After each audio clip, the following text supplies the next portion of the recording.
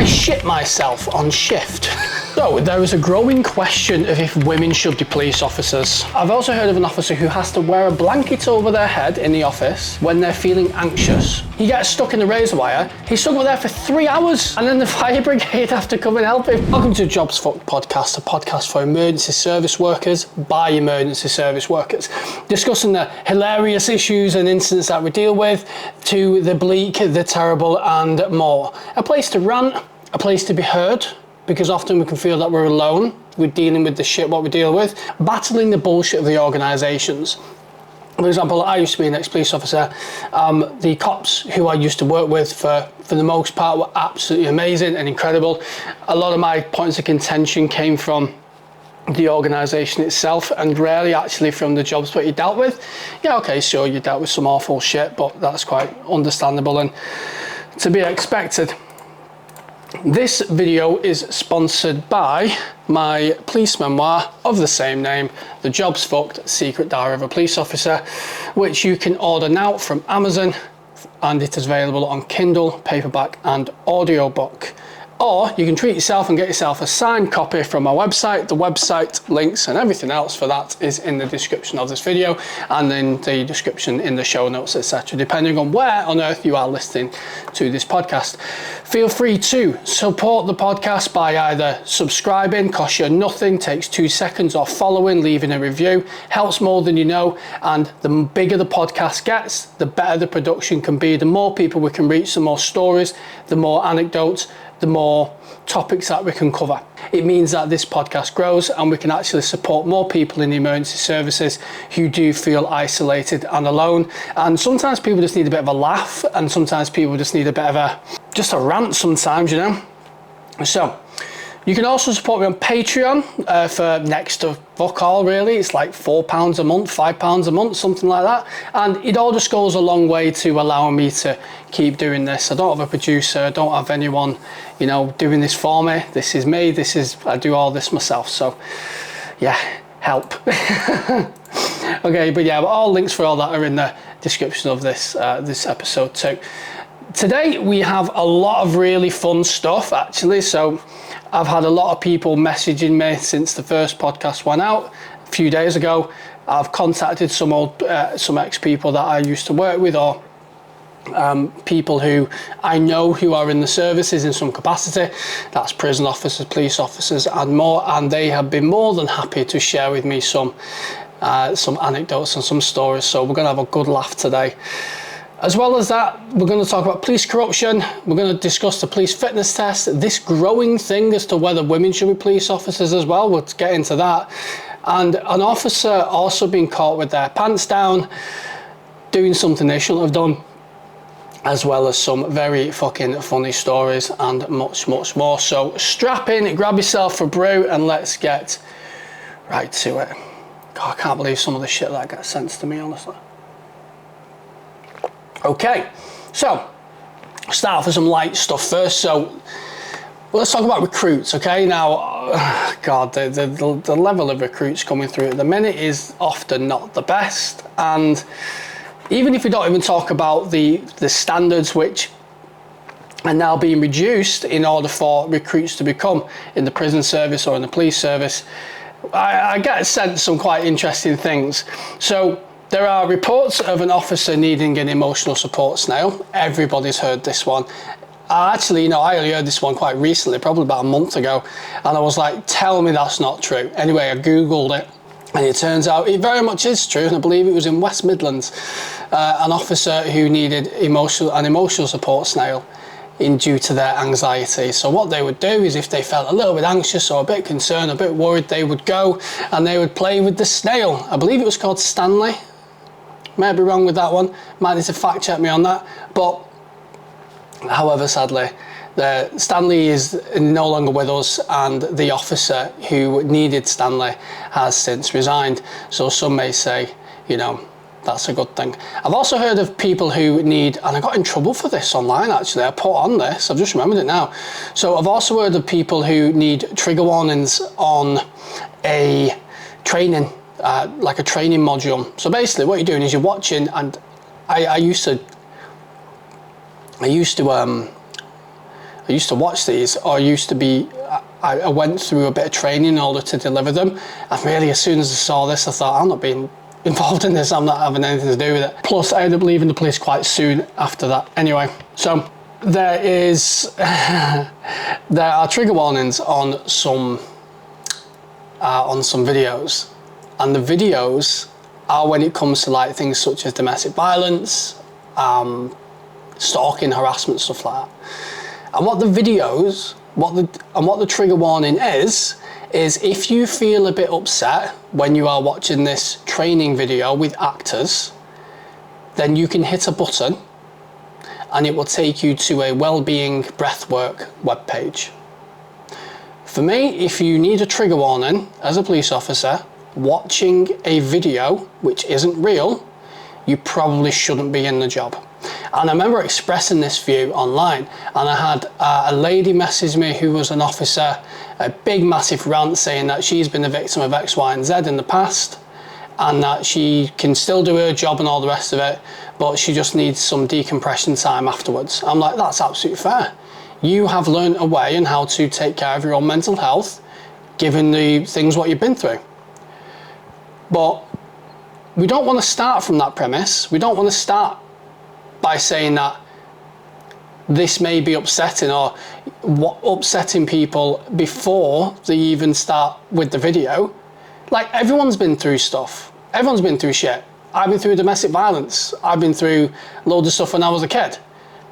I know plenty of other people that have had adverse childhood experiences or bad things happen to them when they were older. That doesn't mean that, one, it doesn't mean you have a right to message people and have a go at them online. And oh, sorry, Discord's going off. I best turn that off. So while I'm recording, let's turn that right down. So it doesn't mean that you have a right to. It's a victimhood Olympics, isn't it? I've done this and I can do this, therefore I'm better than this person, or am I not worthy? No one's saying you're not worthy, but unfortunately, it doesn't make you special because you've had things happen to you. It makes you human. There's lots of people who deal with bad things and have to deal with it themselves, and that's part of being human. If you're a police officer and you manage to overcome those things and do the job to the best of your ability, but you do need a bit of support and a bit of care, a bit of self-care afterwards due to the trauma, what occurs as a result of it, then okay, fair play to you. You know you're going to deal with bad stuff which you don't want to deal with, but you deal with it anyway, and you just need to look after yourself afterwards. Absolute fair play to you. No one's saying people like that can't be in the police. My issue is when we are getting people and we are essentially priming them to need support straight away with a trigger warning. Because there's a lot of things where, like, trigger warnings don't actually work, and I've done some research onto this. Like, trigger warnings don't work. They make you assume the worst things are going to happen, because naturally our brains want to go to something negative. So we assume, if we see something, a trigger warning for something, we assume that it's going to be absolutely horrendous. So trigger warnings actually increase anxiety, and it doesn't help the fact of what you're about to witness, because you're almost anticipating and expecting it, and you're expecting it to be even more worse than it actually is. So for me, I would say get rid of trigger warnings when it comes to, policing, videos, etc. I may even go as far to say that if you feel you do need them, you probably shouldn't be in the right job, because if you can't handle a video with a warning on, how are you going to handle when there's an explosion, or there's a fire, or there's a horrendous car crash, or there's something horrible that's happened to somebody, and you have to then go and deal with that? You don't get a trigger warning. You don't get a warning there, do you? You just have to fucking get on with it. But I'm open to discussion on that topic. It's a discussion I quite like having. Nobody's changed my mind yet though, but again, I'm open to the discussion.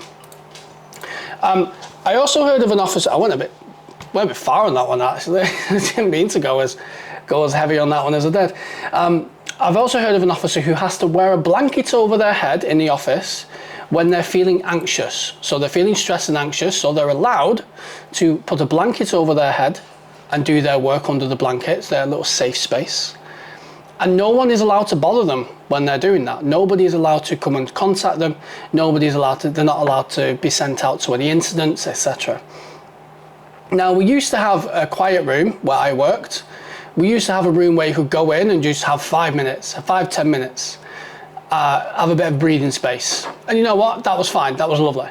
But you still were on the radio, you know, people could still come contact you. And you took yourself off somewhere private. You weren't sat there in the middle of the office like, oh, that's fucking, I don't know what name, whoever it was.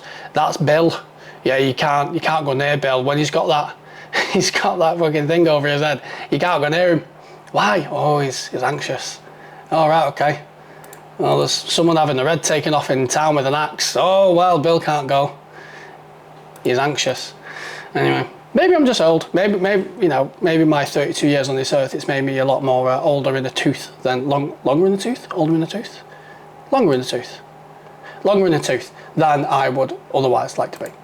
But anyway, and I've also heard of people needing emotional support teddy bears. Emotional support teddy bears. That's, yeah. I actually heard one, which is actually really fucking bad. It was a student officer went with their tutor to a domestic incident. The suspect, the violent suspect, came out of the address, started to fight and attack the student. Started to attack the main officer. And rather than their support, their student officer come in and help them, they ran and locked themselves in a car and called for backup because they were too scared to go and help them. That's somebody who should have never made it past the actual, you know, recruitment phase. I'm sure you have personal safety training, which determines how robust you are at dealing with conflict and how willing you are to run towards a danger rather than away from it. Like, and I believe the officer got actually quite seriously hurt as well, which is an absolute fucking shame. I got a message from Steve, who is a prison officer. All of these names are the pseudonyms. Like, I don't refer to people by the proper names. He says, I was on workshop patrol, which involved me and 3 other officers moving roughly 120 prisoners to various places of work around the jail. We get to one workshop, and just as we let the prisoners into the yard, a parcel comes over the wall, but gets stuck on the razor wire.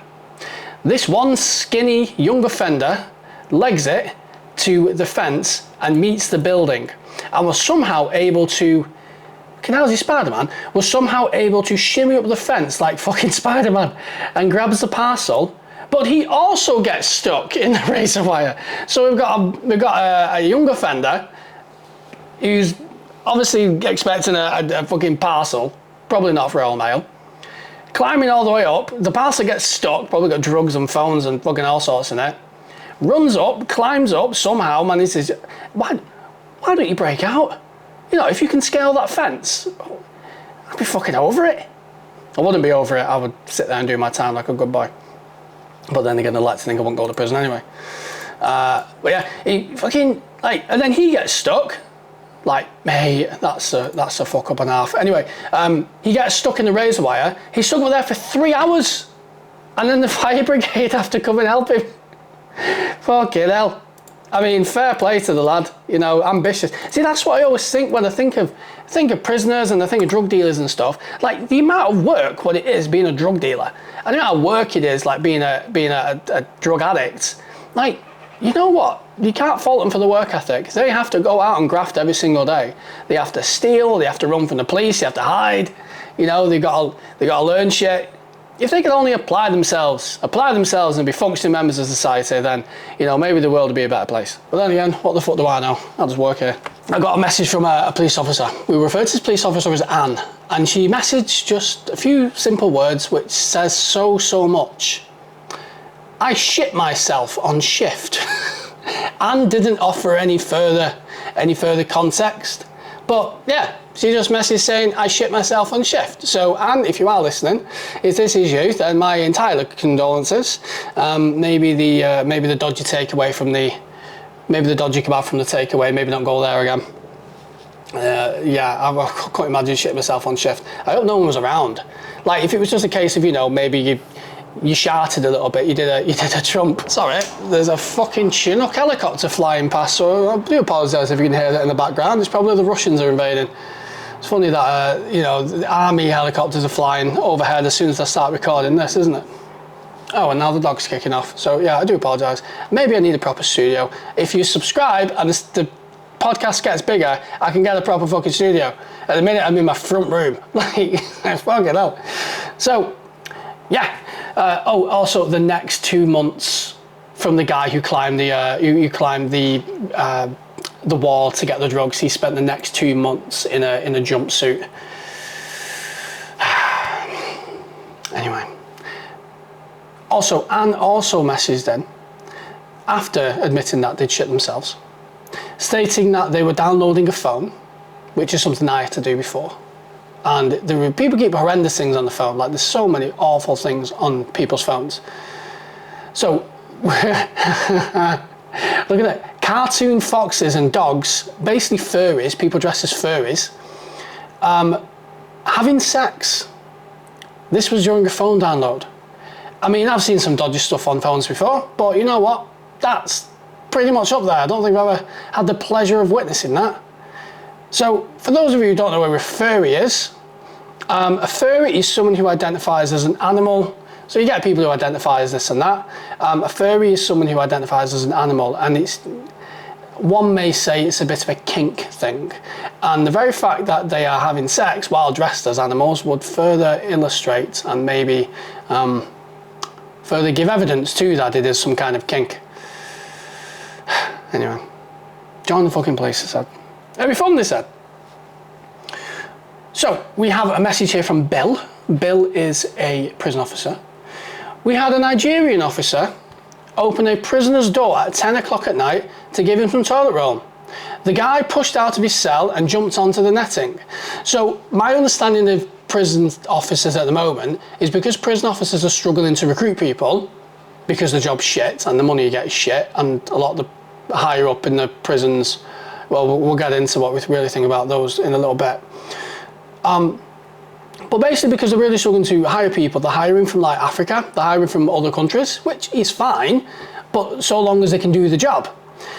But what I'm repeatedly hearing is that they're hiring from these places and they can't really speak English, they can't really read and write English. It's just somebody who is willing to do the job because they get promised a visa, they get promised a salary and everything else. Like, I've nothing wrong with people who want to come to the country and want to contribute. That's absolutely not a problem whatsoever. And I'm happy that these people are coming and they are contributing to society because, you know, we clearly can't get the staff, so these people are more than happy to come and do it. But from what I'm told is that the demographic of the people that are being hired don't have the skills or the language the language skills really to do the job safely. This isn't a case of someone, say, tarmacking a road or cleaning the streets. This is someone who's dealing with violent individuals and they're locked in a prison cell. So we need proper communication between the staff, because otherwise people get hurt, or in this situation, someone can escape the cell and jump on netting, the suicide netting essentially, which is obviously a bit of a problem, because then no one can go home. No one can go home then, because everyone's sat there trying to get this dickhead down from the netting, all because they want the toilet roll. So, got a message here from Julie. Julie, hello, my love, how are you? Julie says, when I was in training school, we stopped and searched, so this will be a copper, I'm assuming. When I was in training school, we stopped and searched a couple of people under Section 23 of the Misuse of Drugs Act, which is essentially you walk around with some drugs on you, you know, police suspect it, they can stop and search you under this section. My friend found some pills on one and he was arrested and everything else. Awesome, good start. Think you got drugs on you, lock you up, search you. Well, search you, find the drugs, lock you up. Amazing. Team medals for all. But it gets better.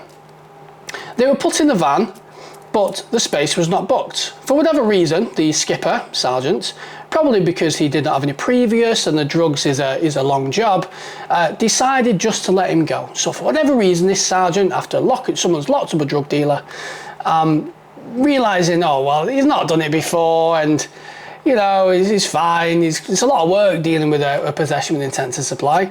They let them go. Okay? They told my friend to de-arrest him and give him back all of his belongings. Fucking hell, you can see where this is going, can't you? Back at the station, they asked them for the drugs and she couldn't find them. The sergeants were calling each other, panicked, in case one of them had the drugs for whatever reason. They then replayed the body-worn footage of the de-arrest. They then saw this colleague not only giving back the phone and the wallet and all the other items, but giving the drug dealer back their drugs. I mean, talk about a lucky day. Talk about a lucky day. They said the statements after that had to be, they had to be written in a way which justified the lot. I don't really know how you, I mean, there's some creative writing sometimes goes into some statements, but I don't know how the fucking I can justify that. Yeah, I wanted cocaine, but he only had ecstasy, so I gave it him back. You know, it's only a few tablets, weren't too much. The cost, well, what's the usual one, what people do?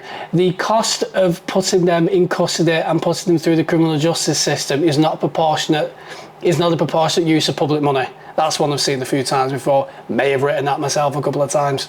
Like with what they've done, it'll actually just cost the public more in police time and everything else, rather than, I mean, for low-level shit, low-level stuff, not fucking dealing drugs. They carry on and said, a recent story they heard from their friend. One of the sergeants, oh dear. Right, one of the sergeants got caught in the bathroom getting a blowjob from a probationer. I mean, one, that's not the best. Anyway, you know, gross misconduct in the public office, and you can argue, you know, well, you're the sergeant, they're new, should we really be doing that? But they were caught by a superintendent. So if you imagine you got a constable, sergeant, inspector, chief inspector, and superintendent. Superintendents are like the fucking, they're up there, yeah? They're the ones with the crowns on the shoulder and absolute stats focused and sell the soul. They say that last bit out loud. Apparently it caused a massive shit show, but they were sent to a different borough until the outcome of an investigation. So they're still under investigation, what I'm being told, and they were just sent to like a different borough rather than being suspended, which is interesting enough. There's another one here. I'm fucking loving these stories, guys. Please keep sending them in, it's so cool. This one's just like a general kind of rant, which I do quite like. Nepotism is rife. Advertising internal jobs when they know full well who's going to get it. And that does happen, it does happen quite a lot. It tends to be, unfortunately, it's not what you know, but who you know. Like I know people who I've got who are very, very qualified for certain positions. One person as a dog handler comes to mind. So there were two people who went for a position as a dog handler.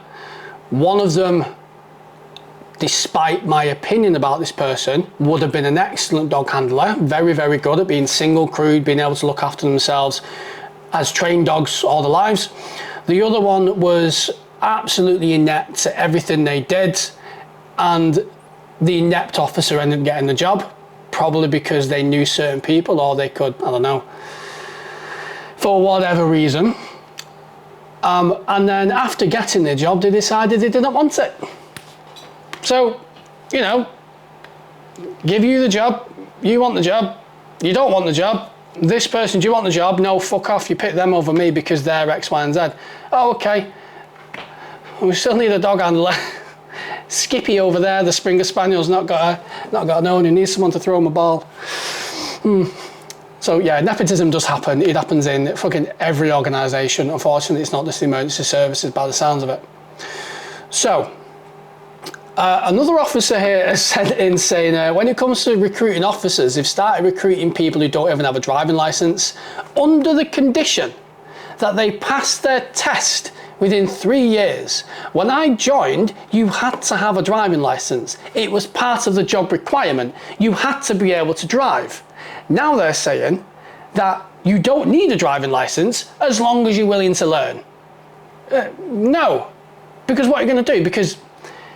Because if I am in a probationary period of 2 years, I then pass my probation, that means I've still got a year left to get my licence. If I don't get my licence in that year, how are you going to fire me?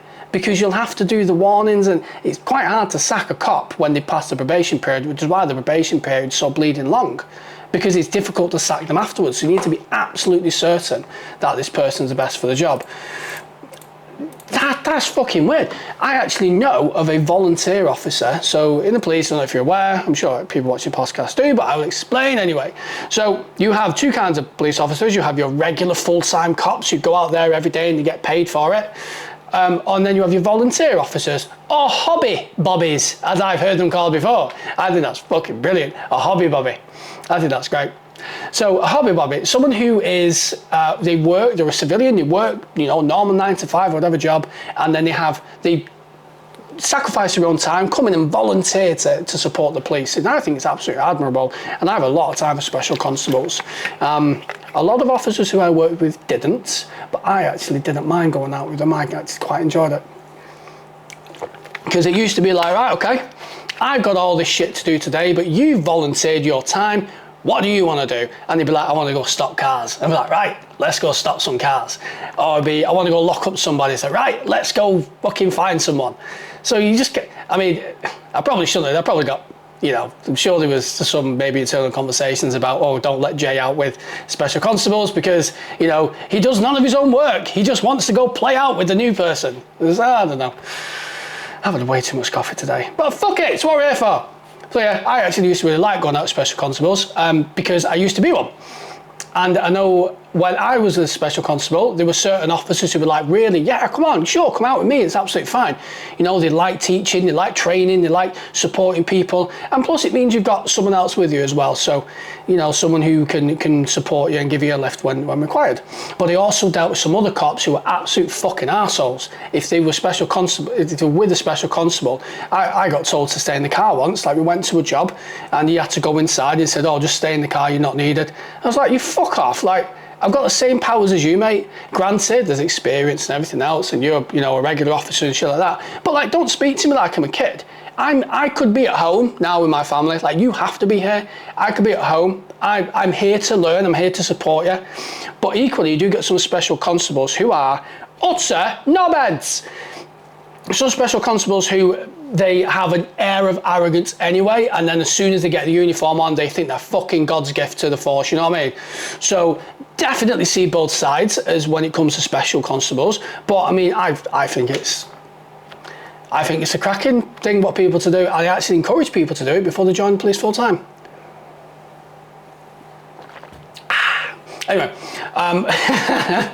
so I have like a read of these, not in too much detail, but I'll go over a read of these before I start recording. There's one here which was it was an email, right? So this person is clearly a sergeant, and they got an email from somebody. This was going back to like probationers and stuff, and people are not really knowing how to speak to somebody in a ranked organisation. Like I used to have the mindset of like familiarity breeds contentment, whatever it is. But I would even like messaging my sergeant or speaking to my inspector, even if you spoke a lot and were, proper good mates, as much as you can in the work setting anyway, I always referred to them as Sarge or Sergeant or Sir or Ma'am or Boss. I never let that drop because I thought I don't want to get into a bad habit of essentially seeing them as equal, because they're not, they're above me. So I don't want to breach that professional ethic code of saying, hiya Jim, or hiya Bill, or how are you today, Tracy? I don't fucking know who these people are. Where am I? I didn't want to breach that professional code. Because if I was to breach that professional code, then I might start thinking I don't need to do what these people say, when I absolutely do. So as long as you keep it in your mind that they are above you, and one way easy how you do that is you address them as their rank rather than their name. But not everyone did that. And it's up to other people. But this particular constable basically messages, hiya mate, use the officer's name, hiya mate, just blah, blah, blah, blah, blah. And this is a fucking great one. So this sergeant then responded, dear PC gobshite, first of all, learn how to address your sergeant. And then they started talking about what they wanted. And just that little reminder saying that, you get fucking told off for bullying these days for doing that, won't you? Enforcing ranks and standards is apparently now bullying. Right, okay. Now there was a few messages flying around to do with the van duty, nighttime economy, being on the van. Now, I actually really liked being on the van. Some people didn't, because it's like, oh, you're on custody, or you're on hospital, or you're on prisoner transport. I never minded it. I actually quite enjoyed it. I didn't enjoy the custody. I didn't enjoy like the hospital and the custody watch side, but you didn't really often have to do that, because if you got a van on a Friday night or a Saturday night and it was kicking off in town, there's no way they're going to send that van to hospital. So what they would do is I would basically be in it with another officer, sometimes two. It was fucking funny when there was like more than two of you in. And you'd be in the van and he'd just be literally drive to town, it's kicking off in town, they've locked someone up for being a twat, you put them in the van, you drive back, they'd be kicking off in the back of the van, you'd be wrestling with them, you'd get to custody, you'd fucking drag them out, they'd be threatening all sorts to you. Funny enough, it was always, you wait till these cuffs come off, and then when the cuffs came off, they did fuck all. Interesting that. Or if they tried, you just put them on the floor and cuff them again. It's like, well, don't be a knobhead. Like, you've lost. You're not gonna fight your way out of custody. You're not gonna talk your way out. You're not gonna argue your way out. So, oh, my lights died. Sorry. It's like, oh, what the fuck? No, this was charged. Bastard. Right, note to self, future pod episodes, charge your lights and equipment first. That's annoying. Those of you that are listening have no idea what I'm talking about. But, yeah, anyway. So, yeah, I actually really like nighttime economy. It'd be interesting to hear what people's experiences were on nighttime economy or in the van as well, because I had some quite funny ones. I actually had one where there was a lady and she was kicking off like fuck. It was often some of the worst. People think men are like the worst ones when they get put in the back of a van, but God, women can be fucking feral. They can be feral. There's just one woman in particular. She was kicking off like fuck, she was booting the cell door and all the rest of it. Anyway, next thing you know, cell door comes flying open. So for some reason the door hasn't locked properly. There's this woman going crazy, like she's off her tits on something.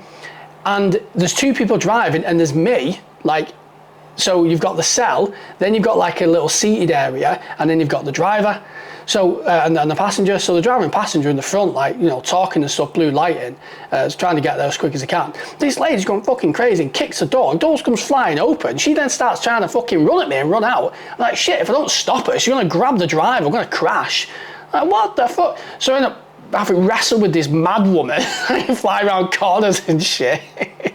And I chuck her in the back of the van and slamming the door. And then my mate's like, you should have locked the door proper. It's like, I fucking did. I know what to lock a door, mate. It's the issue with the door. But you know what? In hindsight, I probably just didn't lock the door properly. And I got a very nasty surprise when I saw, 10 fingers flying towards my throat and a screaming banshee of a lady. I don't miss very much about being in the police, but there are some things I do miss. It was good fun at times, very good fun at times. So, this one's a bit more serious actually, and this kind of highlights some of the stuff which I was talking about. There was a prison officer who messaged saying that they were assaulted a year ago with a can of tuna in a sock. Now imagine that, someone throwing around a can of tuna, like probably winding up, or they just fucking, it's like a punch, isn't it? But it's metal and sharp edges. So he got hit in the face. He didn't fracture it, so he mentioned this, said he didn't fracture his face, but it really cut his eye up, which is absolutely awful. And can I just say, like, the more I've spoken to prison officers, the more I'm like, you guys get so much shit and you do not get enough recognition, either in your pay packet, in your salary, in benefits, in staffing, training, and certainly when it comes to like the government and government treatment. I mean, if we don't have prisons, where are we going to put all the bad people? Prison's the end result, isn't it? So, what's the point in having police and shit and courts if there's nowhere to send them? You've been convicted for murder.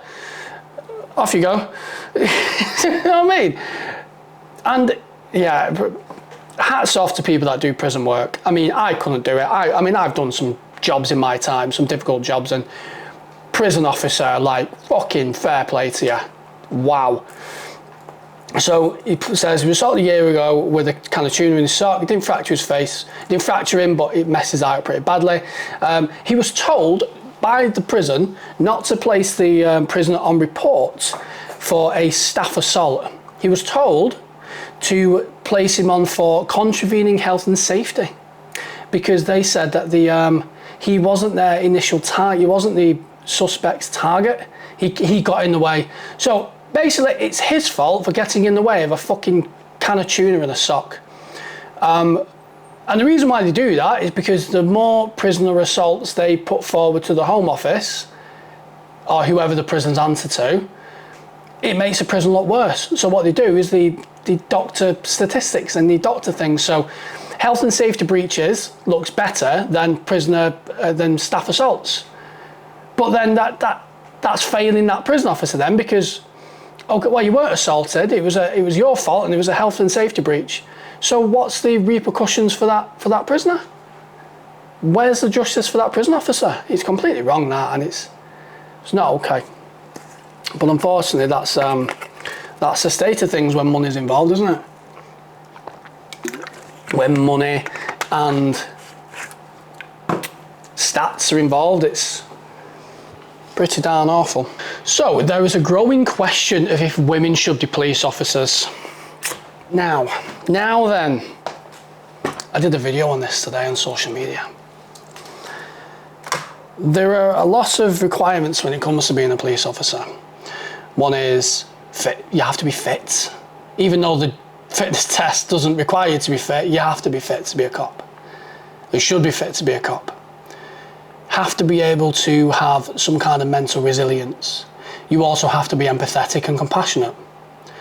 You also have to be able to make decisions and work well under pressure.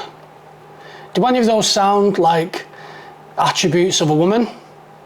Abso-fucking-lutely they do. I've worked with women who are absolutely incredible, and I've worked with men who are fucking terrible. I've worked with women that are terrible. I've worked with men that were brilliant. Like, it shouldn't be about the sex of the officer, and it's that.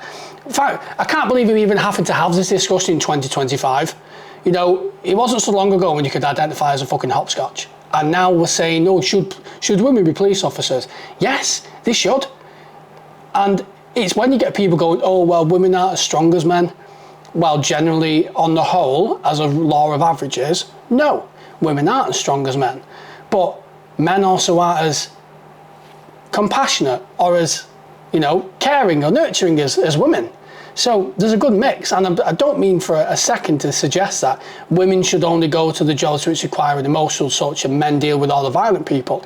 Not the case whatsoever. I know very empathetic and compassionate men. I know very cold-hearted women who would break someone's neck in a heartbeat, you know? So I think the question it's not about, oh, should women be police officers? I fucking even hate saying that, because the answer is absolutely, well, yes, of course they should, because women are absolutely critical to a functioning police force. Now, to be a cop, you have to have an overall, you have to have an overall skill set. You have to have a level of fitness which is adequate for the job.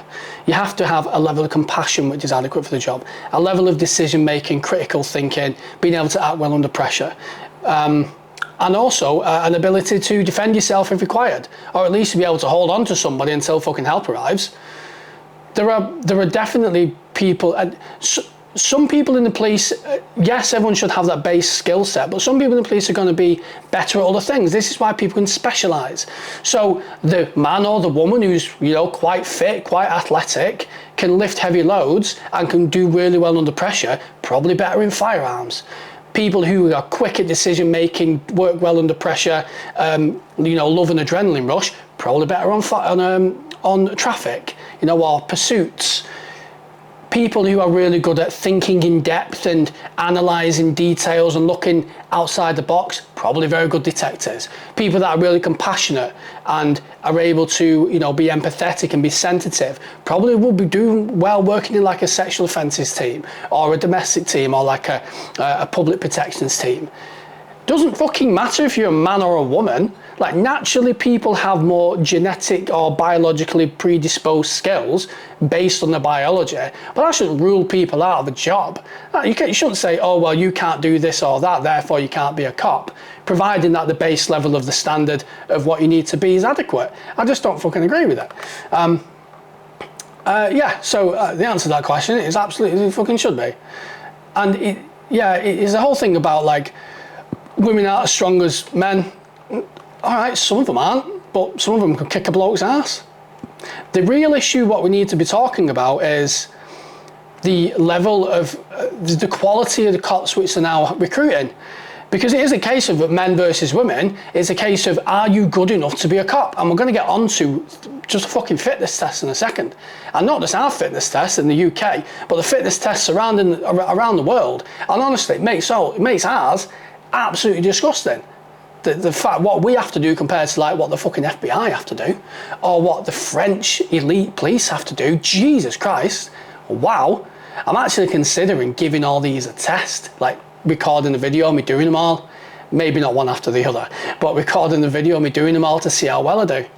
Because I reckon I could do quite a few of them, but I like to put my money where my mouth is, you know. So it's the quality of officers that we're recruiting. Like I said before, we're getting officers now that need fucking emotional support snails, officers that need emotional support bears, officers that cover their heads when they're worried. You know what I mean? Like we're mollycoddling officers now, and we've reduced the fitness test to the point where it's fucking embarrassing, because nobody wants to be cops now, because cops are shit on, cops aren't looked after, cops aren't treated well by the public, by the government, by the fucking organisation itself, and we're told to pull up and shut up and deal with it, and if you leave, well, you're the problem. Or I've even had officers message me. I'm going off a bit of a tangent now. I always get pissed off when I fucking do this podcast. I've even had officers who have been in like 6, 7, 8 years, so bloody terrified of the professional standards department coming down on them for fuck all, for just doing the job, that they're actively leaving because they don't want a gross misconduct mark against their employment record. So they're going, if I stay in a few more years, I might be on the back end of one of these bullshit claims like fucking Castle was. Therefore, I'm now going to leave, because if I wait for that to happen and get sacked for gross misconduct, I can't get another job anyway. So it's like, right, well, that's not very good, is it? So the standard of officer needs to be increased. We need to make the fitness test harder. We need to make the job more appealing to people to want to join. We need to make the training better, the recruitment process harder, the standard of officer which we're bringing in better. And then, okay, we might have less officers joining in the short term, but there'll be better officers, providing that the organisation values and treats them properly. And if anything, if we're struggling to keep officers, then why are we struggling to recruit officers, and why do we treat them so appallingly anyway? But I think that's another episode altogether, guys. So, fitness test. Oh, we love the fitness test. We love the fitness test. So the UK fitness test for the police is 5.4 on a shuttle test, which is actually 3 minutes and 40 seconds of jogging. I'd say a fast walk personally, but you know, the internet said jogging. And then for the recurring years that you are in, you only have to go up to 3.7. Oh, you've hit 5.4. You don't need 5.4 again. Yeah, the criminals only run fast when you first join. After that, you don't need to worry about that. Criminals know that you've got a bit of a higher collar number, so they slow down for you. So yeah, 3.7, which is 2 minutes and 22 seconds of running. 2 minutes. By the time you put on a song, you've done the police fitness test. Fucking crazy. And that is around a distance of 330 metres. Like, 330 metres in 2 minutes. I'm not being funny, but that's utterly ridiculous. That is what that's the standard, what we're saying that our police force, our fucking police force, has to achieve to be able to be a cop. Fucking hell. And even the fitness test alone, because I had a chat with Ian Cook, the blue light lifestyle guy, and he raised quite a good point. I've not really thought about this before, and I do agree with him. The fitness test is not fit for purpose because it is anxiety inducing And I don't mean the sense of like, okay, people get worried, they get nervous around the anxiety of it. Okay, well, I think that's kind of your responsibility to manage your anxiety when it comes to that. But if you're going to get anxious about something, at least the test be applicable to the job.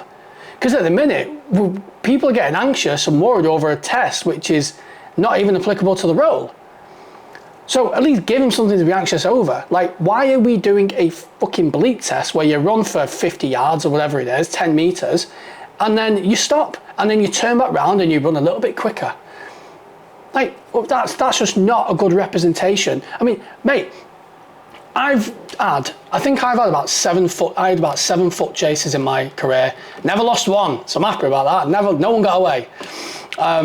Even if they did get away from me, we caught them a little bit like a minute or so later on, so I'm taking them as a win.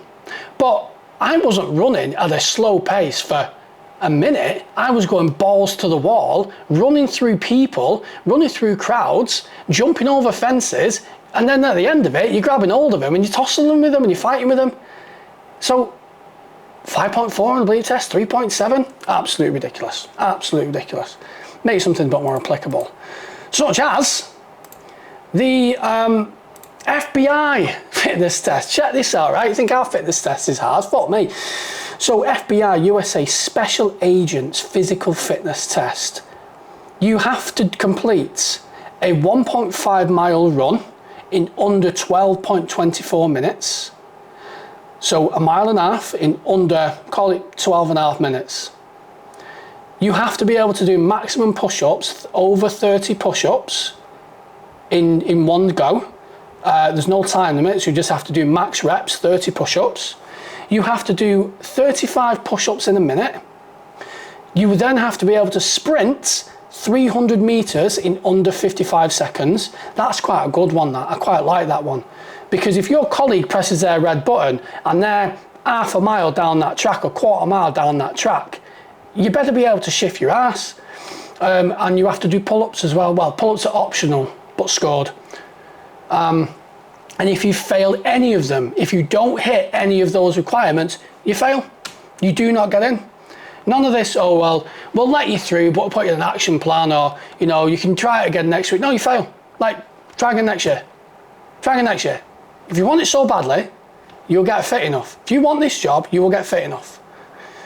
The Royal Canadian Mounted Police, so police who ride fucking horses in Canada, you have to do a timed obstacle course in 4 minutes. So that's be running, jumping, climbing trees, shit like that.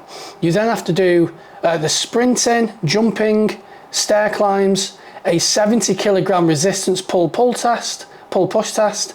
You have to do vaults, crawling, dragging a 36 kilogram dummy, and you must complete within it 4.45 minutes to pass. New South Wales Police, bleep test 7.1 minimum, 7.1. I still think that's quite low. You must be able to do 25 push-ups. You have to do an abdominal strength test. You have to do a grip test of 30 kilos and an agility test. How quickly can you dodge shit like that? Yeah, I know a couple of cops who would go at that one. And you have to do it every year. Now, this is the big one, right? So the France Elite Police Tactical Unit, GIGN in France. This one, bleep test, 10 to 11 on the bleep test. You have to do 100 push-ups, 200 sit-ups and 20 pull-ups. There's a swimming test in combat gear, combat and tactical scenarios under stress, and long distance runs with weighted kits.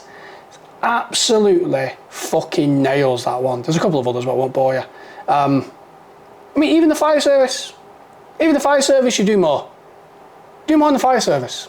But anyway, ladies and gentlemen, it's been a pleasure as always. Make sure to subscribe, and I hope you enjoyed this episode. Make sure you subscribe and to support the channel by clicking on the links in the description, which I mentioned at the start. Support the channel, maybe, yeah, and make sure to email me or send me anything on Instagram, any stories, any accolades, any anecdotes, and even if you just want a fucking rant, by all means, I'm here for it. You're amazing at what you do. Thank you so much for everything what you do. You make society and the world a better place. You are valued, you are loved, and you are respected by so many people. Thank you for everything what you do, and as always, you take care.